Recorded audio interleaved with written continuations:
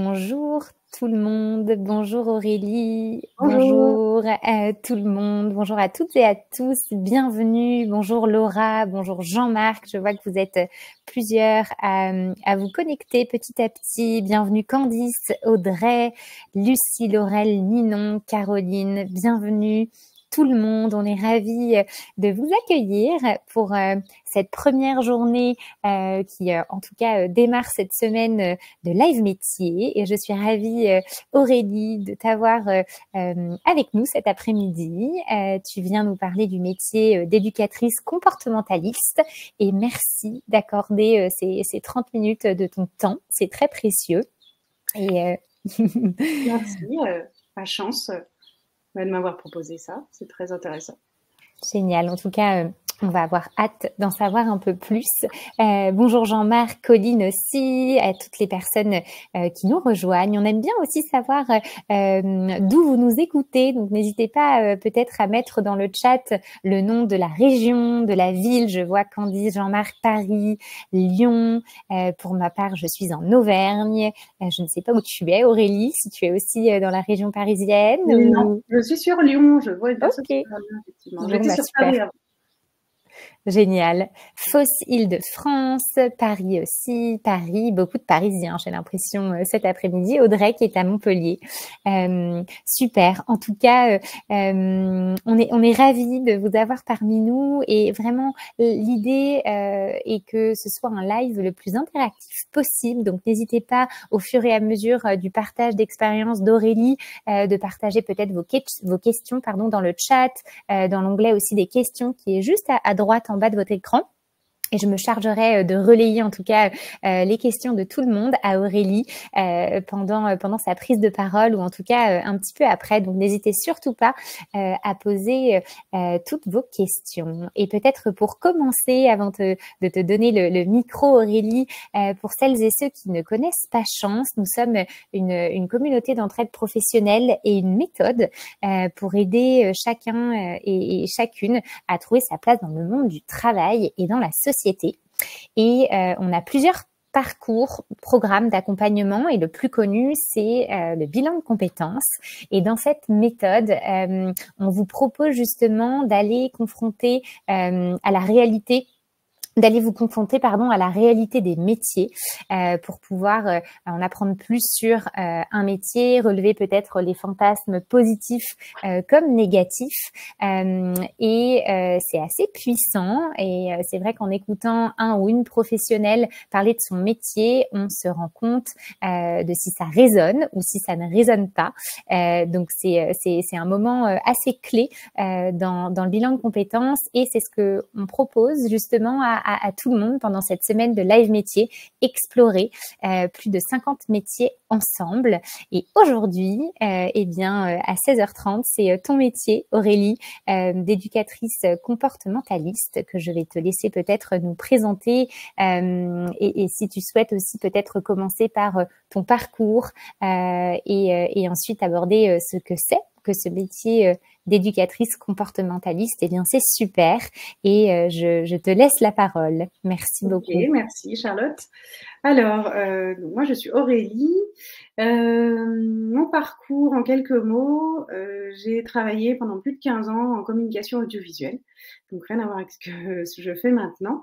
Et j'ai entamé une reconversion donc il y a à peu près 6 ans maintenant, donc pour devenir éducatrice comportementaliste chien et chat. Donc j'ai 2 espèces qui m'intéressent et pour lesquelles et avec lesquelles je travaille. Voilà. Qu'est-ce que c'est qu'éducatrice comportementaliste? Plusieurs choses. Il y a une partie sur le comportement de l'animal, donc comprendre le comportement d'une espèce. Donc là, c'est ce qu'on appelle l'éthologie. L'éthologie, ça peut être l'éthologie humaine, comme l'éthologie équine, féline ou canine. Donc, il y a cette partie-là, donc vraiment le répertoire comportemental de l'espèce. Et ensuite, il y a toute la partie relation avec le binôme. Donc le binôme qui va être l'humain, qui accompagne le chien, le chat, donc tout le foyer. Donc toute cette partie comportement, elle est vraiment là dans le métier d'éducatrice et comportementaliste. On n'a pas juste la partie animaux, on va dire, on a vraiment ce lien-là à mettre en avant et à recréer ou à créer pour certains binômes avec leurs animaux. Et puis la partie éducation, qui est plutôt l'éducation du chien de compagnie pour ma part. Hein, je ne fais pas du tout du chien de travail. Et c'est en gros, on va dire comment dans notre vie de tous les jours, on accompagne les chiens, pour le coup, puisque les chats, c'est plutôt une partie sur le relationnel, sur la gestion de l'environnement. Comment on accompagne les chiens avec leurs humains dans notre vie de tous les jours, que ce soit une vie plutôt citadine, une vie plutôt rurale. Voilà, on doit quand même respecter quelques règles et nos animaux ne sont parfois pas toujours aptes à vivre dans notre monde d'humains. Donc on essaie de le faire de la meilleure manière qui soit et de s'adapter à eux. Donc c'est aussi ça qu'on voit dans ce métier-là. On voit qu'on n'a pas juste les animaux, on a aussi l'humain qui rentre en compte dans ce métier. Super, merci beaucoup pour cette belle introduction, Aurélie. Comment est-ce qu'on devient éducatrice comportementaliste? Est-ce que tu peux peut-être nous parler des éventuelles formations, des écoles? Est-ce que c'est facile peut-être en reconversion, en réorientation? Est-ce que tu peux nous en dire un peu plus là-dessus? Alors, la problématique du métier et des métiers qui touchent aux animaux, mais notamment du chien et du chat, et d'éducateurs canins ou de comportementalistes, c'est que c'est une profession qui n'est pas réglementée, malheureusement. Donc, on a beaucoup de formations privées qui proposent diverses formations, que ça peut aller de une semaine de formation à plusieurs mois de formation. Donc, c'est là où c'est important de bien connaître et de bien aller se renseigner sur les centres de formation qu'il y a, parce qu'il y en a de plus en plus, et certains ne vont pas vraiment former correctement ou avec des bonnes manières, des bonnes méthodes. Ça va être peut-être un peu à l'ancienne, donc ça peut être un peu compliqué. On a un diplôme qui est le diplôme un diplôme d'État qui est un brevet professionnel d'éducateur canin, pour le coup juste sur la partie éducation canine, donc il y a plusieurs lycées qui peuvent le proposer, et ça c'est en plusieurs mois, hein, même en 9 mois avec des stages pratiques. On doit avoir un chien aussi, et ce diplôme d'État voilà, permet avec une formation large de pouvoir être et devenir éducateur canin. Ce qui n'empêche pas en plus d'avoir une attestation obligatoire pour travailler avec les animaux domestiques, d'espèces domestiques, donc chien, chat, furet, et NAC, d'ailleurs, les nouveaux animaux de compagnie. C'est ce qu'on appelle l'ACACED, c'est une attestation de connaissance, et c'est la seule certification obligatoire pour travailler avec les animaux de compagnie. Donc ça veut dire qu'en ayant uniquement l'ACACED, qu'en passant 3 jours de temps, ce qui est très peu, on peut être éducateur canin, on peut être comportementaliste, on peut se dire tenir une pension, voilà, on peut. Et ça, c'est un petit peu la problématique du métier, la non-réglementation de ce métier, qui ouvre un peu la porte à diverses formations qui ne se valent pas toutes, et pas toutes sérieuses aussi, malheureusement. Et merci beaucoup. Est-ce que tu aurais peut-être une formation? Tu parlais d'un brevet. Est-ce qu'il y a quelque chose que je peux éventuellement noter dans le chat pour les personnes qui souhaiteraient s'orienter vers, en tout cas, la meilleure formation selon toi? Peut-être celle que tu as faite. Oui. Effectivement, il y a le brevet donc professionnel qui là peut se trouver un peu dans différentes écoles.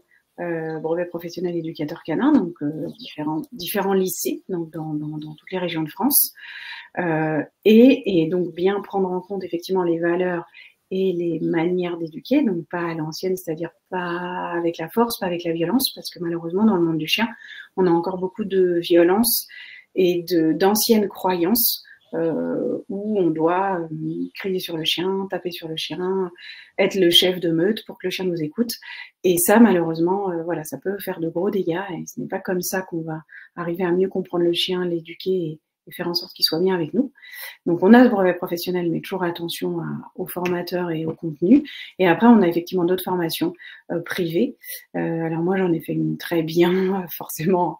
En tout cas, j'ai trouvé très bien de base. Et après, j'en ai fait d'autres. C'est une formation chez Vox Animae. C'est un centre de formation dans les métiers du chien et du chat d'ailleurs. Et cette formation, c'est un centre qui existe depuis 2008. Donc c'est un centre qui est déjà bien rodé, qui ne fait que ça, parce que parfois on peut aussi avoir des formations, des centres de formation qui vont former aussi bien à la couture que aux contenus digitaux, au marketing qu'à l'éducation canine. Donc là, on se dit, bon, bah voilà, on n'est peut-être pas très pro dans ce qu'on fait. Donc voilà. Moi, en tout cas, ce que j'ai fait comme formation Vox Animé, je connais les valeurs, je connais le contenu. Je suis aussi formatrice pour eux. Voilà. Ok, super. Et je vois une question, je ne sais pas le prénom de la personne, si c'est Lucie, Laurent, voilà, n'hésitez pas, désolée, je n'ai pas votre prénom. Est-ce que tu conseilles Humanimalis? Est-ce que tu connais? Alors, je ne connais pas en détail, mais je connais effectivement de nom. Et pour connaître une personne qui est en tout cas formatrice là-bas, le contenu semble vraiment de qualité. Et en tout cas, voilà, je pourrais pas exactement donner le contenu parce que je ne le connais pas, mais je pense que c'est une bonne formation, en tout cas au contenu assez professionnel. Après, ça reste pour moi, il y a une formation de base où on apprend le comportement. Il faut forcément qu'il y ait du comportement, de l'éthologie, ce qu'on appelle l'éthologie, la science du comportement de l'espèce, pas que de l'éducation pure et dure, puisque ça marche pas comme ça. Connaître les besoins de l'animal, voilà, c'est une formation qui est pluridisciplinaire, une partie sur l'humain aussi, parce qu'on est beaucoup en lien avec l'humain, on n'est pas juste en lien avec les animaux. Donc si on n'a pas d'humain et pas de partie un peu psychologie humaine, c'est difficile, je trouve, de pouvoir après être face aux clients. Sans avoir du tout cette partie-là, car souvent en plus les clients nous appellent pour des difficultés, donc eux sont mal, donc on doit aussi gérer cet aspect-là humain qui est très important. Donc la formation pluridisciplinaire est importante à prendre en compte. Merci beaucoup Aurélie pour ta question et j'espère que ça répond aussi à votre question. Et d'ailleurs, la même personne te demande comment tu as fait ta transition entre ton ancienne vie et celle d'éducatrice aujourd'hui, notamment si tu peux aborder le sujet aussi financier. Je pense que c'est aussi important et c'est important de l'aborder. La personne te demande voilà si tu étais à temps partiel, si voilà tu avais un job alimentaire et au bout de combien de temps est-ce que tu as réussi à vivre à 100% de ton activité aujourd'hui? Très bonne question. Alors déjà, moi, ça cheminait depuis un moment de vouloir quitter effectivement la partie, en tout cas, entreprise, puisque j'avais un CDI depuis quand même plusieurs années. Et c'est toujours délicat parce qu'on nous dit qu'on quitte un CDI et que dans ce métier-là, soit on va s'affilier à une franchise, on va dire, soit on va créer sa société. En général, on crée sa société, donc c'est toujours aussi ça qui est inquiétant. On repart complètement de zéro aussi sur l'aspect création d'entreprise. Donc c'était un cheminement qui était assez long, sur plusieurs années déjà de ma part, pour pouvoir effectivement me dire j'arrête. Et j'ai pendant quelques mois, voire moins, peut-être un an, peut-être plus, le fait de pas forcément vivre de ça. Donc moi, j'ai pris la décision de quitter mon CDI et de vraiment me mettre à 100% sur la création de ma société. Mais voilà, après c'est un choix qui est très personnel. J'ai tenté de le faire un petit peu en parallèle au début et je me suis vite heurtée au fait que c'était pas possible d'être juste un petit peu dans le métier, un petit peu en formation et un petit peu encore dans l'ancien métier. C'était trop compliqué, donc j'ai pris le parti de quitter et puis voilà, de vraiment repartir de zéro pour création d'entreprise, création du site, création du nom, du logo. Voilà. Après, j'avais un peu l'aspect création graphique que je connaissais, donc ça m'a aidé puisque j'ai pas dû faire appel aussi sur cette partie-là. Mais c'est vrai que c'est toujours un peu la vraie question de on se lance et on n'a plus de salaire tous les mois. Donc ça, c'est la vraie peur qu'on peut avoir. Après, il faut se dire que pendant plusieurs mois, effectivement, le temps de créer sa société, de faire sa clientèle, d'avoir des clients, de se démarquer, ça peut prendre plusieurs mois. Alors après, contexte particulier, puisque moi, j'ai quitté ma société en mi-2019. J'ai créé quitté mon CDI en mi-2019, j'ai créé ma société dans la foulée, juste le statut, etc., le logo, et j'avais pas encore fait mon site, donc j'ai fait mon site dans la foulée, et après est arrivé le Covid. Donc malheureusement, ça a finalement pas tant retardé que ça, puisque du coup j'ai pu me concentrer vraiment pendant les mois de confinement sur ça, et j'ai quand même j'ai commencé à travailler moi pendant le confinement, puisque on pouvait sortir. Donc voilà, et pour la question de savoir quand on peut en vivre, déjà, il faut définir ce qu'est en vivre et combien on veut, combien on veut gagner, puisque si on sort du CDI, c'est difficile. Moi, je sais que, voilà, je savais très bien qu'au niveau de mes besoins, j'avais revu toute une partie de mes besoins, toute une partie de ma vie aussi personnelle, hein. C'est un choix aussi important de ce côté-là. Et voilà, je savais que j'allais pas gagner autant que ce que je gagnais avant. Donc ça, c'était déjà fixé dans ma tête. Et après, le temps de refaire sa clientèle, etc., j'ai bien mis, on va dire, quasi 2 ans. Voilà, quasi 2 ans à me dire, ok, je me suis fixé un objectif de salaire, j'ai fait un business plan, une étude de marché, tout ça, c'est à faire en amont. Je me suis pas lancée voilà, comme ça. Et puis voilà, et puis après j'ai déménagé sur Lyon, donc là il a fallu tout refaire depuis peu de temps. Mais voilà, c'était vraiment à prendre en compte une réflexion globale aussi sur un changement de vie au global. Oui, merci beaucoup pour tout ton partage, du coup, très important, et merci pour la question. Tu as aussi une question de Valérie qui te demande, est-ce que tu peux nous donner peut-être quelques missions, nous décrire une journée peut-être ou une semaine type. J'imagine qu'il n'y a pas de semaine type pour toi, mais voilà quelques idées de ton quotidien en tant qu'éducatrice comportementaliste. Tout à fait, c'est vrai que c'est un peu la semaine type n'existe pas vraiment. On peut, hein. Il faudrait d'ailleurs mieux que je m'organise un peu mieux, mais sur la semaine type, moi je fais chien et chat, je fais suivant les prestations qu'on propose, donc je fais de l'éducation canine, des bilans aussi de comportement, et je fais aussi des ateliers, donc voilà, sur le chien, le chat, les besoins, comprendre le langage, etc. Donc on va dire que j'ai quelques bilans dans la semaine et quelques suivis aussi en éducation canine, donc je me garde une journée dans la semaine, on va dire, où je reste chez moi pour m'occuper du site, m'occuper des messages, une journée par mois aussi pour tout ce qui est comptabilité. Et sinon, dans la semaine, je vais caler mes rendez-vous au fur et à mesure, suivant les demandes que j'ai. Donc, toutes mes journées ne sont pas forcément pleines de rendez-vous, et heureusement, puisqu'il faut prendre en compte les déplacements, parce que moi, j'ai pas de terrain, donc je me déplace chez les gens pour faire les bilans, pour faire les séances. Donc, il y a une partie déplacement. Donc, après, il faut définir jusqu'où on va se déplacer. Si c'est une demi-heure autour de chez nous, il faut prendre en compte que c'est une demi-heure aller, une demi-heure retour. Donc voilà, un bilan pour moi ça dure 2 heures, donc j'ai déjà 3 heures de plein, une demi-heure de compte rendu par la suite, ça va très vite puisqu'un rendez-vous c'est pas juste le bilan qui va durer 2 heures, c'est tout ce qu'il y a autour, donc ça peut aller vite. Quand on a un suivi en éducation, la séance va durer 1 heure, mais pareil, on a le trajet à prendre en compte, donc voilà, ça peut être des suivis en ligne que j'ai aussi. Sur certaines thématiques.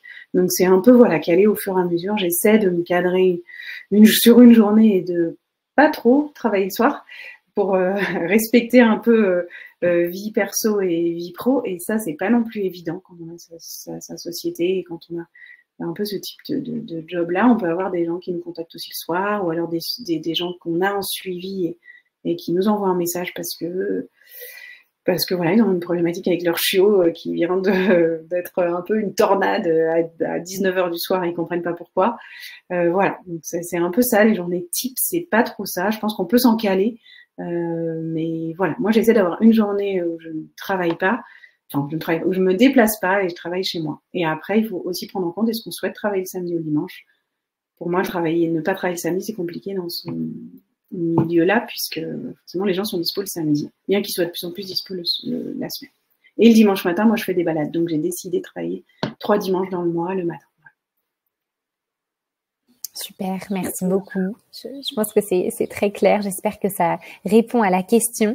Tu as une question de Colline que je trouve très intéressante qui te demande quelles sont les problématiques comportementales qui reviennent aujourd'hui le plus chez nos animaux. Très bonne question. Alors chez le chien, on va dire les 3 grandes problématiques, on a beaucoup de réactivité. C'est-à-dire que le chien va réagir quand il est en extérieur, en rue, en laisse, il va réagir sur les autres chiens, ou il peut réagir sur les voitures, sur les joggers, sur les vélos, sur tout ce qui va être un peu en mouvement. Il y a beaucoup de réactivité. L'autre problématique, et pareil dans la réactivité avec les congénères, donc avec les autres chiens. Problématique beaucoup d'aboiement. Le chien qui aboie et on ne sait pas pourquoi, donc on va nous appeler pour ça aussi. Enfin, moi, on va beaucoup m'appeler pour ça. Une autre problématique, les chiens qui sont très peureux aussi, qui ne veulent pas sortir ou qui ont du mal à sortir, qui ont du mal à faire leurs besoins dehors parce que finalement il y a de la peur derrière. Beaucoup de chiens en milieu urbain, pour le coup, sur ces problématiques-là qu'on a. Et après, les problématiques un peu plus de chiots, mais ça qui sont normales, ce que je dis toujours, c'est les mordiments, l'excitation, aussi les chiens très excités parce qu'on ne remplit pas forcément leurs besoins de sortie, où on surexcite, on surstimule, donc ça en fait des chiens excités. Voilà, pour les problématiques, on va dire, sur les chiens. Et sur les chats, alors un petit peu différent, on a beaucoup de problématiques de élimination hors du bac, donc les chats qui vont pipi partout, sauf dans le bac à litière. On a l'agressivité aussi sur humains, sur les chats qui vont être agressifs envers les humains. Donc je peux plus approcher mon chat. Dès que je passe dans la maison, dans l'appartement, mon chat me saute dessus. On va avoir beaucoup de ça et on va avoir aussi toutes les problématiques de peur de chats qui vont être figés et qui vont pas sortir de dessous le lit ou se cacher ou leur se cacher beaucoup. Voilà. Et les foyers aussi multi-espèces chien-chat, beaucoup de problématiques de cohabitation. Ok, super intéressant.